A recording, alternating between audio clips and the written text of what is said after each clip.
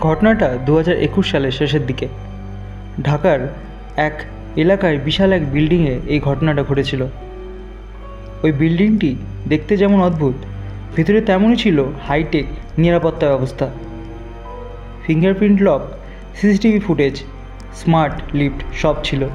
তবুও কিছু একটা ছিল অস্বাভাবিক। যারা ওখানে থাকতেন তারা চুপচাপ থাকলেও বিল্ডিংয়ের এক নীরবতা কাজ করত। বিল্ডিংয়ের নিরাপত্তা কর্মীরা একে অপরের সঙ্গে বলাবলি করত, রাত 2টার পর লিফটে ওঠা যায় না ভায়া। বেশিরভাগই গল্প মনে করে এড়িয়ে যেত।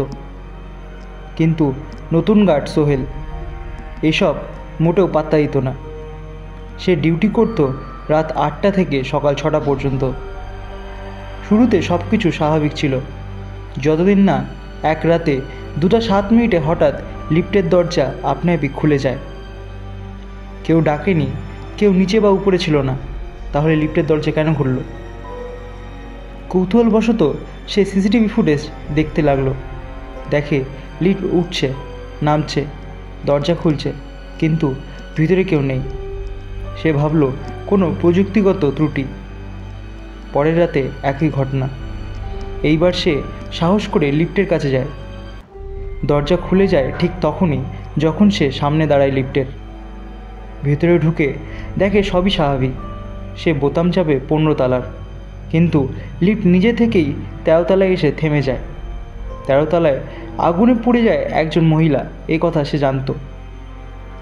ভয় পেয়ে বেরিয়ে আসতে চাইলেও দরজা খুলতেই চায় না। হঠাৎ একটা ঠান্ডা বাতাস এবং এক ছায়ামূর্তি প্রকট হয় লিফটের ভিতর। চোখ মুখে কিছু দেখা যাচ্ছিল না তার, শুধু কণ্ঠস্বর, আমার ফ্ল্যাট খুঁজে দাও। সোহেল দৌড়ে নিচে নেমে আসে। বুক ধুপুক করছে। পরদিন আর সে কাজে আসে না। আর অফিস থেকে জানানো হয় সোহেলের মানসিক অবস্থা ঠিক নয়। এই ঘটনার পর বিল্ডিংয়ের লিফট কোম্পানি এসে চেক করে, কিন্তু কোনো ত্রুটি পায় না। আশ্চর্যভাবে ঠিক রাত 2টার দিকে আজও সেই লিফট নিজে থেকেই দরজা খুলে 13 তলায় গিয়ে থামে।